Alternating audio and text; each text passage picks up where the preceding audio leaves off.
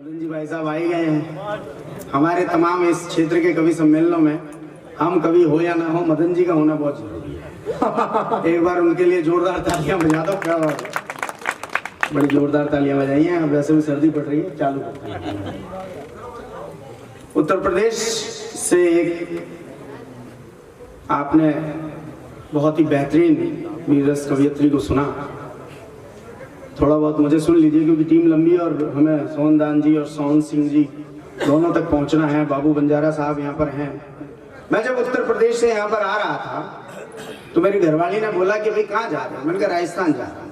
अच्छा। तो बोले वहाँ क्या मिलेगा? धूल ही धूल है, रेत ही रेत है, पानी है नहीं। तो मैंने साहब आप ही के यहाँ के किसी बड़े कवि की 4 पंक्तियों से उसको समझाया, क्योंकि मैं उसको समझा नहीं पा रहा था। अच्छा की बात नहीं है, तुम भी नहीं समझा पाते हो। तो मैंने 4 पंक्तियां उधार लेके उसको समझाया। अच्छा। सुनना और समझना कि बादल यूं ही बिखर जा। अच्छा। बादल यूं ही बिखर जा, बिन वर्षा बिन गज, और पानी रोकाई पिए और रकत पियोड़ी रज। पानी रोकाई पिए और रकत। मारवाड़ी भी आएगी आपने। देखो अपने को मारवाड़ी इतनी आती है जैसे सोनिया जी को हिंदी आती है।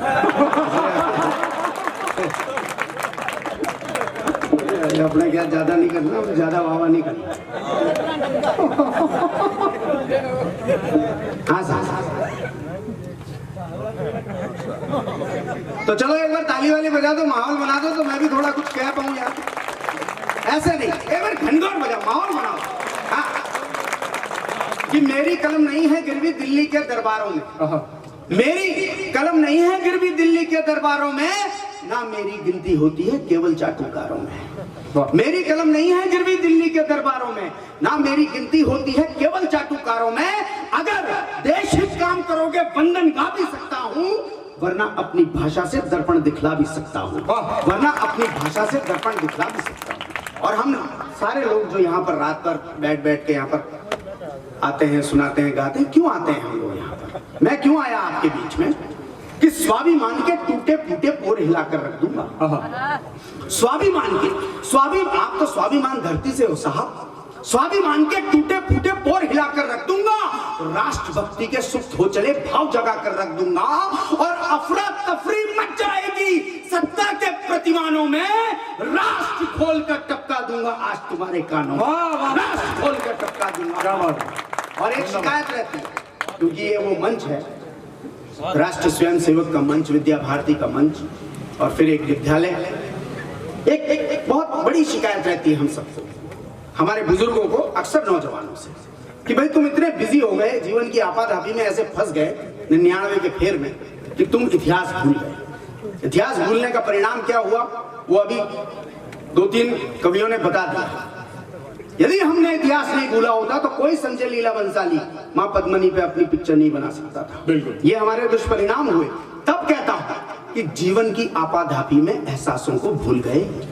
जीवन की आपाधापी में एहसासों को भूल गए। अरे बाजारों ने इतना रौंदा, इतिहासों को भूल गए। जीवन की आपाधापी में एहसासों को भूल गए, बाजारों ने इतना रौंदा, इतिहासों को भूल गए।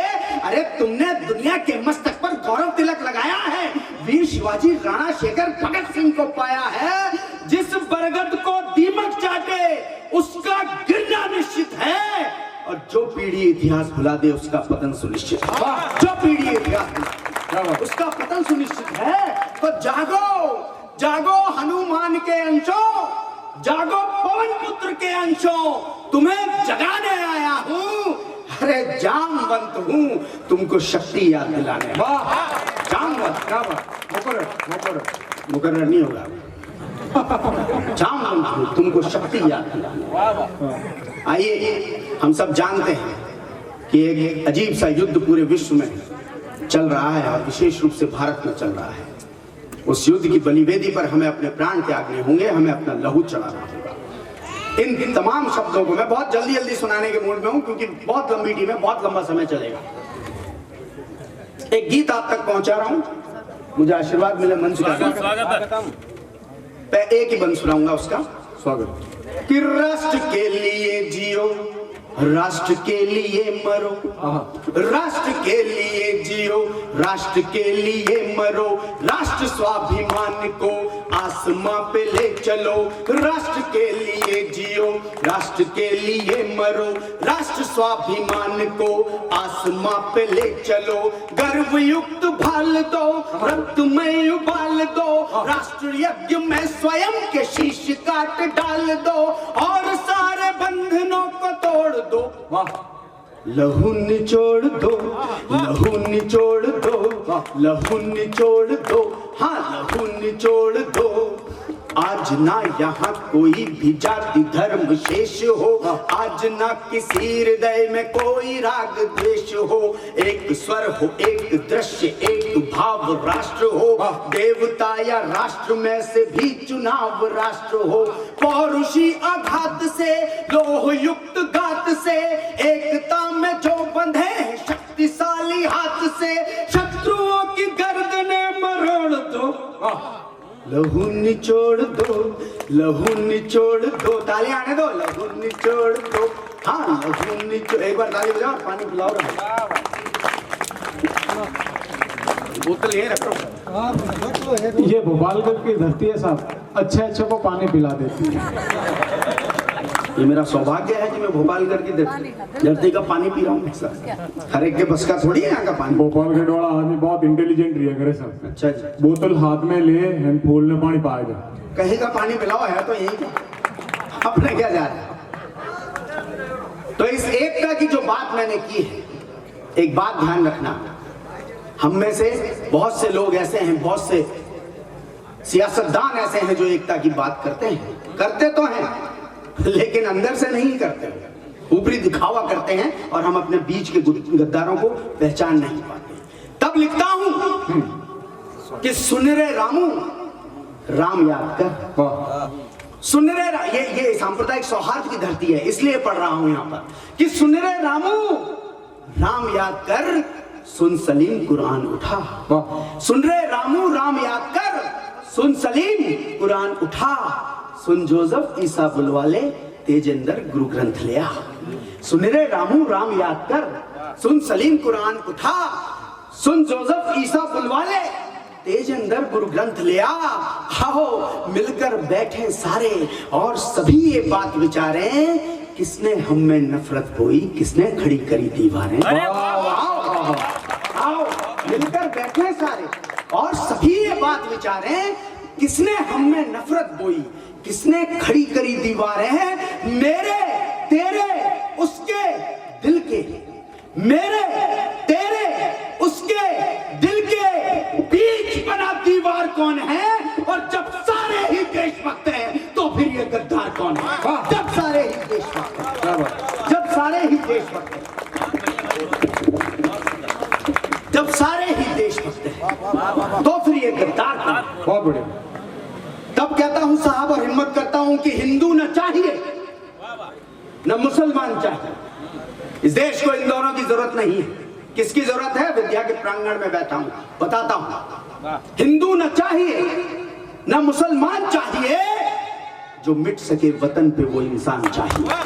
हिंदू न चाहिए, और तालियों का घटा टोक तो अगले नाम पे खड़ा करना साहब, जिसे मैं रात दिन पूछता हूं कि हिंदू न चाहिए न मुसलमान चाहिए, जो मिट सके वतन पे वो इंसान चाहिए, और नहीं चाहिए हमको अफजल गुरु या आमिर के साहब, इस देश को फिर से एक अब्दुल कलाम चाहिए।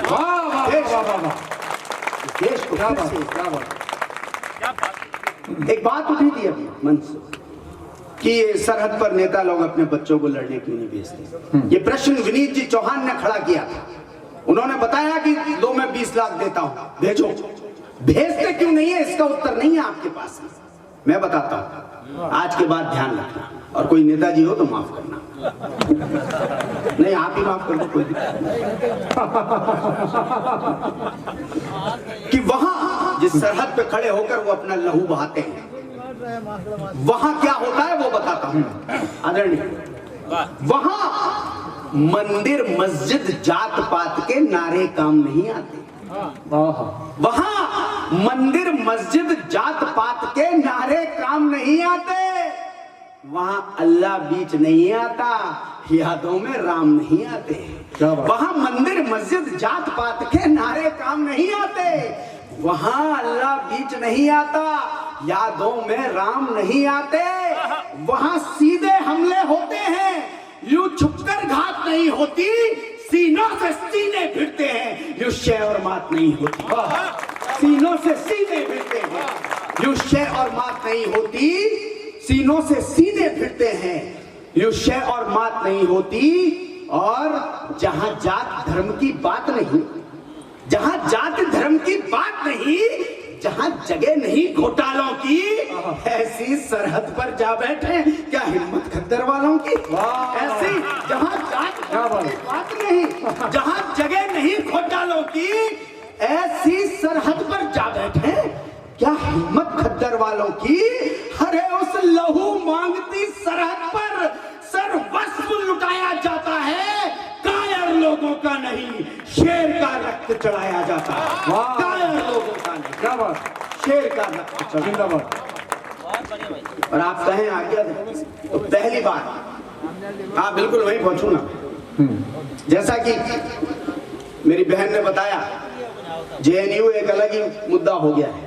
एक मुद्दा और है प्रियंका जी, वो मुद्दा पूरे देश में घूमता रहता है, बैठा रहेगा हैदराबाद में, अच्छा ठीक है, और घूमता रहेगा सब जगह।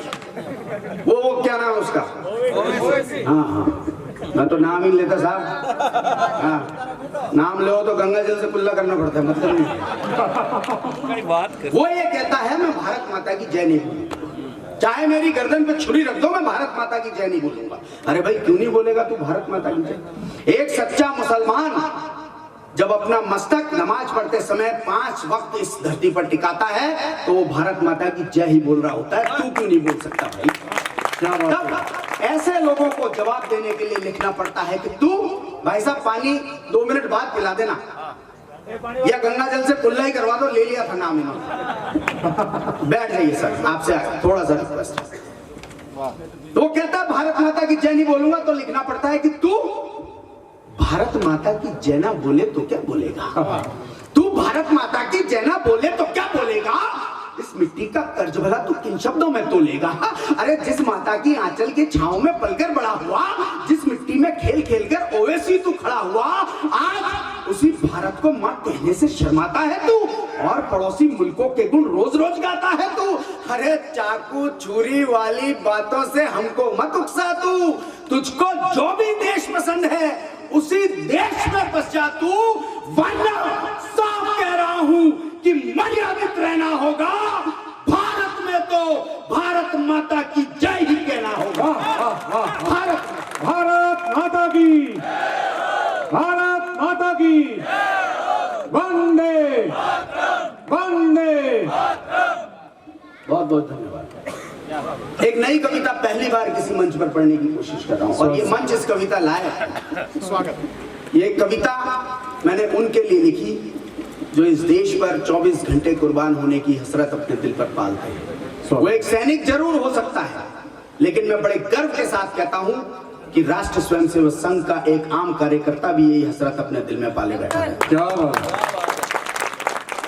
तब ये कविता कहने की कि एक संघ का कार्यकर्ता क्या है, क्या करता है, वो क्या सोचता है। और मैं चाहूंगा कि मुझे एक बार आज्ञा दें, क्योंकि मैं पहली बार पढ़ रहा हूं, पर्चा इसलिए लाया हूं क्योंकि देख के पढ़नी पड़ेगी मुझे। ऐसे आज्ञा नहीं दी जाती, कभी समय ताली बजा के आज्ञा दी जाती है। मैंने दे दी आज्ञा और मैंने ले भी ली। आप तो पढ़ो हाँ ठीक है। कि जमीनों के बिस्तर है बादल की चादर, कहीं भी सो जाएगी।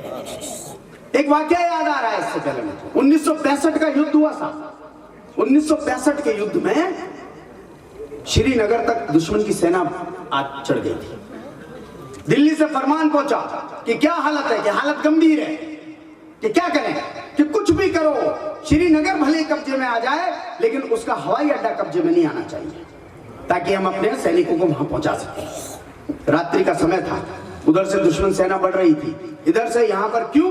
क्योंकि बर्फ इतनी जमी हुई थी श्रीनगर के हवाई अड्डे पर, 3-3 फीट की बर्फ थी, वहां पर संभव नहीं था कि विमान उतारे जा सके। रात को फरमान आया सेना के उसमें हलचल मच गई कि करें क्या, कैसे इस बर्फ को हम हटाएं।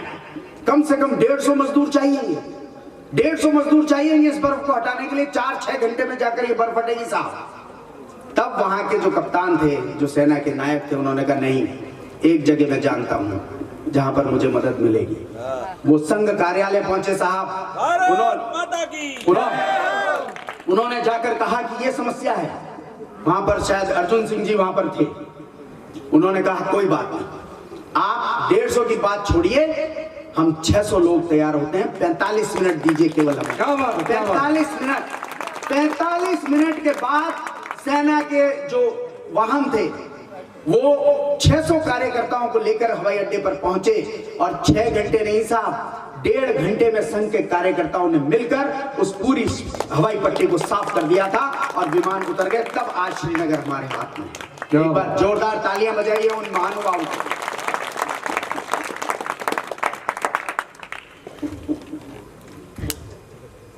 कि जमीनों के बिस्तर है बादल की चादर, जमीनों के बिस्तर है बादल की चादर, भरी धूप में भी पसीना बहाकर।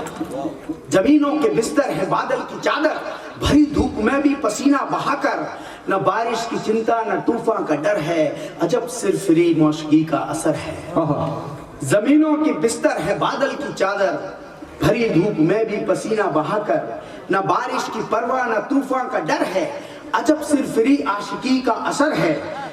कदम ताल करके चले राष्ट्रपथ पर, कदम ताल करके चले राष्ट्रपथ पर, सभी को सदा साथ लेकर शपथ पर, रहेगा नहीं कोई हमसे अछूता, प्रभो शक्तिमान हिंदू राष्ट्रांग भूता, प्रभो शक्तिमान हिंदू राष्ट्रांग भूता, प्रभो शक्तिमान हिंदू राष्ट्रांग भूता। अगर मौत से भी हुआ सामना तो ये माटी उठा करके तन पर मलेंगे, अगर मौत से भी हुआ सामना तो ये माटी उठा करके तन पर मलेंगे। बनेंगे शिवाजी की तलवार या हम की राणा का भाला उठाकर चलेंगे। लड़ेंगे कि जब तक लहू जिस्म से बन के धारा उछल कर ये धरती ना चूमे। कहेंगे बड़ी शान से हम कहेंगे नमस्ते सदा वत्सले। वाह वाह वाह वाह, क्या बात। कहेंगे बड़ी शान से हम कहेंगे नमस्ते सदा वत्सले मातृभूमि। उठेंगे गिरेंगे, गिरेंगे उठेंगे। कितनी बार संघ पर प्रतिबंध लगाने की कोशिश की गई, कितनी बार उसे कटघरे में खड़ा किया गया, लेकिन ये संघ की शक्ति थी जो जितनी बार कसौटी पर उसे तोलने की कोशिश की गई, हर बार वो खरा सोना बनकर निकला। ये संघ की शक्ति है। उठेंगे गिरेंगे, गिरेंगे उठेंगे, मगर आज तुझ पर नहीं आने देंगे। उठेंगे गिरेंगे, गिरेंगे उठेंगे, मगर आज तुझ पर नहीं आने देंगे। भारत रहेगा तू सबकी ज़बान पर, लगा देंगे भगवा तेरे आसमां पर, लगा देंगे भगवा तेरे।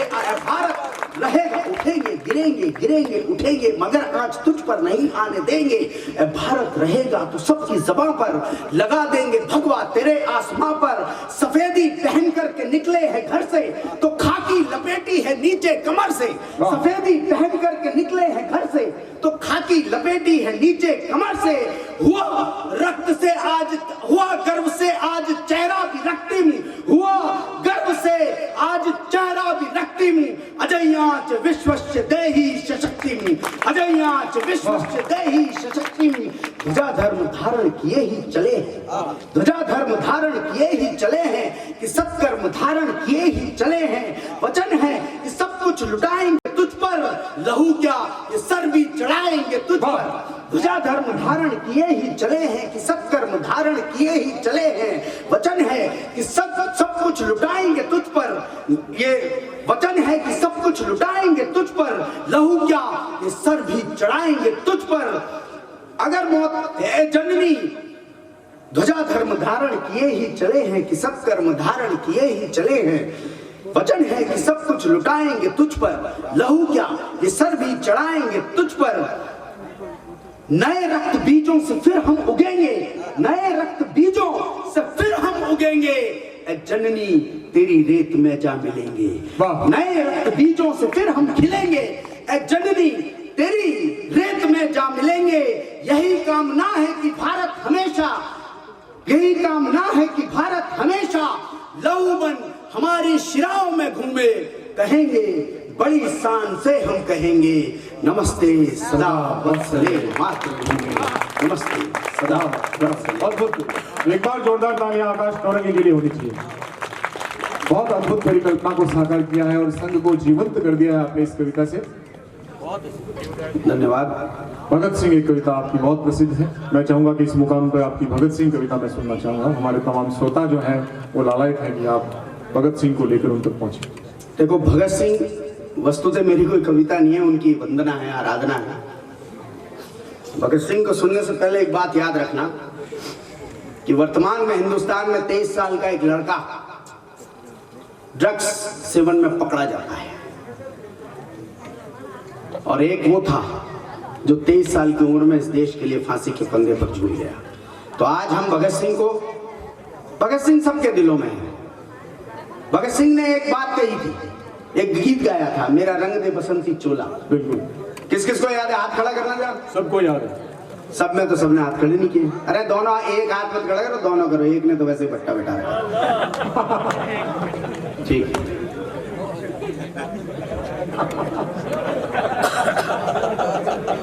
एक बार ताली बजा। चलो, नहीं, मैं किसी पे राजनीतिक कटाक्ष नहीं कर रहा हूँ, ऐसे ही मजे कर रहा हूँ। कोई ये उम्दा श्रोता है, सब समझते हैं। ये समझ ही रहे तो ठीक जी ना, बस इशारों की है कविता, भाव समझ में आ रहे हैं, वही बात है। चलिए भगत सिंह सुनते हैं। अंतिम पड़ाव है, मुझे भी थोड़ा जल्दी ही निपटाना है। पीछे बहुत विशेष कवि यहाँ पर विराजमान है, विशेष कवि दादा बैठे हमारे। कि चूम लिया फांसी का फंदा जिसने खुद ही खुश होकर, चूम लिया फांसी का फंदा जिसने खुद ही खुश होकर, जिसने जीवन धन्य कर लिया मिट्टी में शोषित होकर। चूम लिया फांसी का फंदा जिसने खुद ही खुश होकर। देखिए कैसे अजीब लोग थे। 3 जने फांसी पर लटकने के लिए तैयार हैं और तीनों इस क्रम में है कि नहीं, तू नहीं, पहले मैं अपने गले में फंदा लगाऊंगा। कैसे बिरले लोग थे साहब। तब पढ़ता हूं कि चूम लिया फांसी का फंदा जिसने खुद ही खुश होकर, जिसने जीवन धन्य कर लिया मिट्टी में शोषित होकर, जिसके गालों की लाली से सूरज की लाली कम थी और चमक आंखों में ऐसी स्वयं चांदनी बेदम थी। हर गबरू सिख जवान भगत सिंह घबराता था शादी से।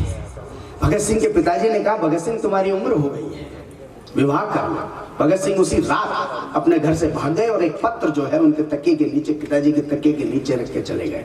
पिताजी ने सुबह वो पत्र पढ़ा तो उसमें लिखा हुआ था कि पिताजी मैंने विवाह कर लिया है और मेरी दुल्हन इस देश की आजादी है। चूम लिया फांसी का फंदा जिसने खुद ही खुश होकर, जिसने जीवन धन्य कर लिया मिट्टी में शोषित होकर, जिसके गालों की लाली से सूरज की लाली कम थी और चमक आंखों में ऐसी स्वयं चांदनी बेदम थी। हर गबरू सिख जवान भगत सिंह घबराता था शादी से, जिसने ब्याह रचाया भी तो भारत की आजादी से, जिसने ब्याह रचाया भी तो भारत की आजादी से। और एक मुगालता आपके दिमाग में है, उसे मैं दूर करके जाना चाहता हूँ। वो अंग्रेज जिनका पूरे विश्व में परचम लहराता था, वो गांधी जी से नहीं डरते थे साहब, वो नेहरू जी से नहीं डरते थे। तब कहता हूं कि ना नेहरू की चालाकी से, ना गांधी के डंडों से। मैं बताता हूं वो अंग्रेज किससे डरते थे, कि ना नेहरू की चालाकी से, ना गांधी के डंडों से, ना टैगोरी चापलूस, ना जिन्ना के हथकंडों से। ना नेहरू की चालाकी से, ना गांधी के डंडों से, ना टैगोरी चापलूस, ना जिन्ना के हथकंडों से। अरे गोरे जिसकी सिंह गरज से डरे डरे से रहते थे, एक शेर था आजादी का जिसे भगत सिंह कहते थे। एक शेर था, एक शेर था आजादी का जिसे भगत सिंह कहते थे। तो मौत सामने देख भी जिसका हृदय एक क्षण ना डोला, भगत सिंह भारत माता से झूम झूम कर ये बोला। क्या बोला? ओ मेरा रंग दे, मेरा रंग दे, मेरा रंग दे बसंती चोला, मेरा रंग दे, मेरा रंग दे, मेरा रंग दे बसंती चोला, वाहे रंग दे। बहुत बहुत धन्यवाद, आज इतना ही काफी है। बहुत बहुत धन्यवाद। बहुत बहुत आभार।